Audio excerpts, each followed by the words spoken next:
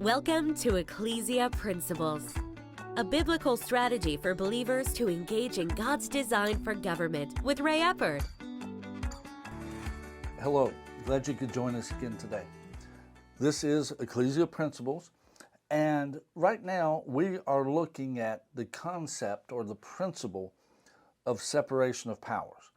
Now, we've talked about it before in regards to separation of powers within government, but that is really an outgrowth of the overarching concept of the separation of powers through the four jurisdictions that God has established: self-government, family government, civil government, and church government. Those are the four jurisdictions that God has established, and we can see those in the Word of God. Now, with this, where I want to go today is looking at the concept of tyranny in relationship to these four jurisdictions. In other words, separation of powers keeps each jurisdiction within its proper framework. If you would, Romans 13:1, which has kind of been our text this week, let every soul be subject to the governing authorities. That's been a big part of what we have been talking about. For there is no authority except from God, and the authorities that exist are appointed by God. Unfortunately, when people read that, they tend to only think civil government. But no, God has formed four governments: self-government, family government, civil government, and church government. So in this, let every soul be subject to the governing authorities. When that is the case, when all four jurisdictions, and one of the things I've talked about is where we're at in Ecclesia Principles is we're going to begin to talk about a lot of things that really comes down to maintaining balance. That's one reason within our government there are so many checks and balances. That's why you have a separation of powers within government. That is to provide checks and balances to keep, if you would, to curb evil, to keep in check people that are wanting to do bad things, to make it less likely that they can do it. Now, it's not a guarantee, and obviously history shows us it's not a guarantee, but that is the initial design, is to keep it from getting out of whack and somebody to keep from being able to do terrible things. Again, not that it's a perfect scenario because you're dealing with imperfect people. That's just not going to be the case. But with this, the checks and balances of life are found within the four jurisdictions. That's where those checks and balances are found. And they have to, the boundaries of those jurisdictions have to remain intact. And if you would, maintaining those boundaries are being subject to the governing authority. That when civil government gets up close to the jurisdiction of self-government, they stop at the line.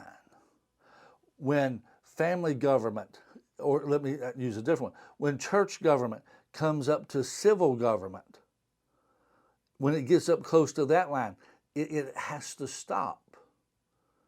It has its own distinct boundaries.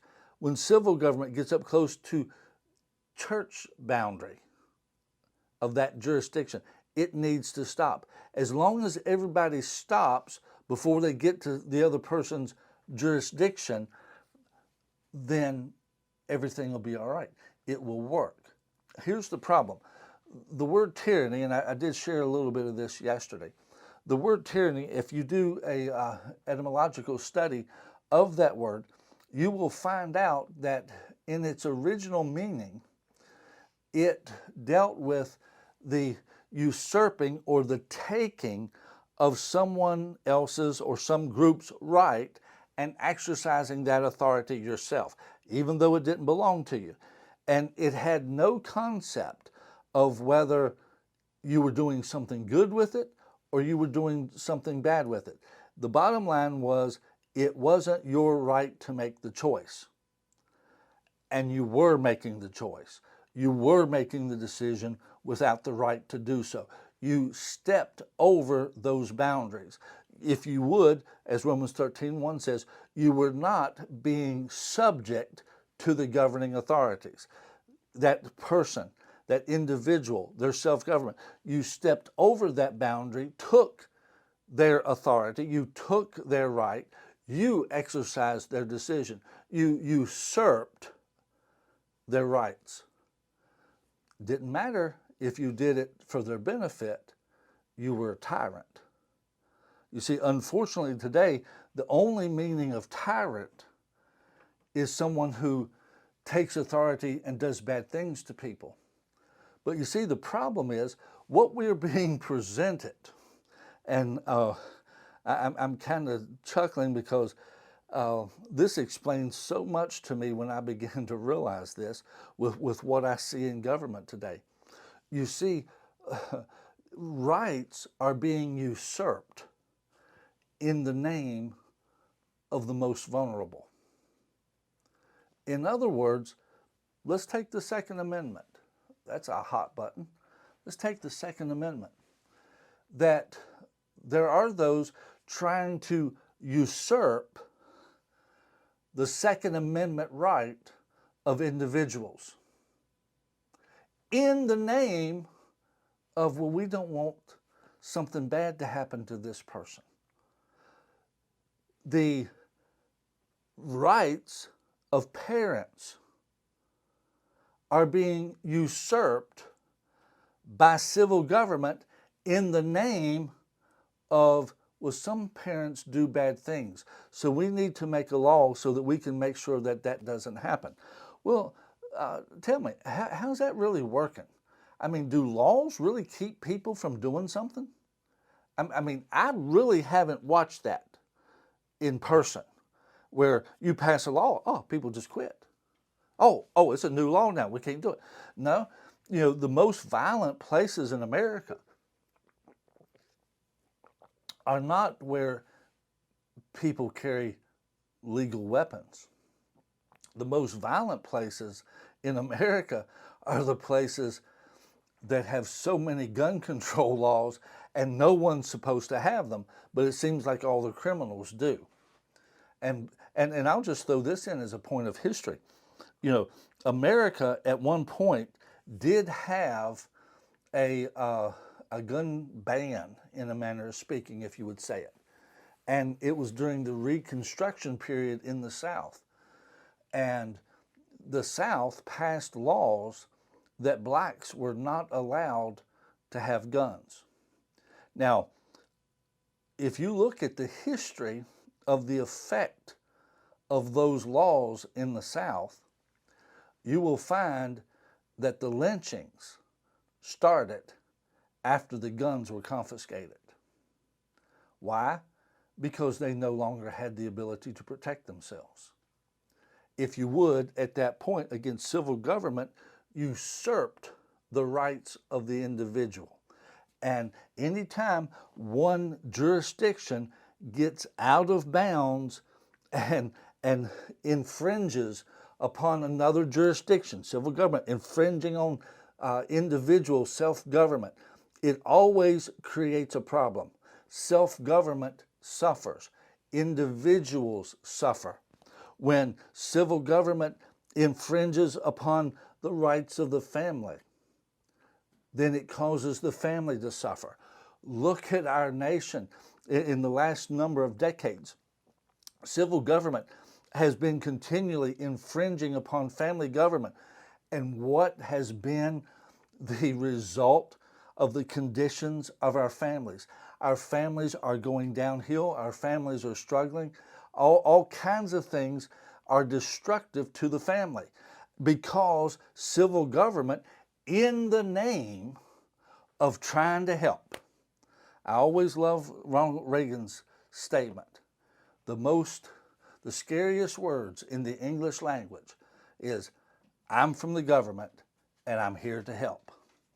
And if you would, in our culture right now, in our country right now, tyranny is being committed in the name of helping. the jurisdictions are not being left intact. Self-government is not being left intact. The right to make your own choice, the right to have freedom of speech, the right to promote your own beliefs, freedom of the press, the right to promote that. No, you'll get canceled. No, you'll get all of these bad things. You're not going to be allowed to do that. You will be censored here. You will be censored there. And the government, through various means, will be the one behind that happening. But it's all in the name of helping. You see, that's why we have to understand the true nature of tyranny is not to accomplish evil or to do evil to people. Tyranny is simply and basically the stealing away of the rights and the authority of another jurisdiction, whether it's to help or to not. Because the bottom line is once they understand that you will give up your jurisdiction to help, you will let them have it if they will help, then they will not stop helping. They will not find a place where they can stop helping until they actually bring everything else in under their jurisdiction. The idea of our culture today is to have civil government over top of everything. It's not a balance of the four jurisdictions. It's not every soul being subject to the governing authorities of the jurisdictions that God has established. No, it is every soul needs to be subject to civil government. Individuals need to be subject. Families need to be subject. Churches need to be subject. That, and it doesn't matter what it's promoted as. It might be promoted as the most helpful, wonderful thing in the world, but it's tyranny. It is tyranny. It is the usurping of the rights of other people and using it yourself. The control over education that is going on right now. Civil government does not want parents involved. The bottom line, the Bible tells children, obey your parents. It doesn't say, children, obey the Department of Education. It doesn't say, children, make sure you obey Child Protective Services. Children, make sure you do. No, it says, children, obey your parents in the Lord. Now, at that point, parents are responsible. And again, this is a balancing act. There are people that because of how they treat their kids should be taken away from them. It's a balancing act. But we've got to understand, just because one person violates things and judgment should come, punishment should come, that doesn't mean you do away with the jurisdiction in the name of trying to help everybody all at once. No, that is tyranny. It is tyranny in its slickest, most deceptive form. I'm from the government, and I'm here to help. Government is the biggest one that needs to subject itself to the governing authorities. Again, go back and read the Bill of Rights. That's what the Bill of Rights was all about, was making sure that the civil government understood there were other jurisdictions, 3 jurisdictions, that they were to subject themselves to. They could not override those jurisdictions, because if they did, it was tyranny. God bless you. See you tomorrow.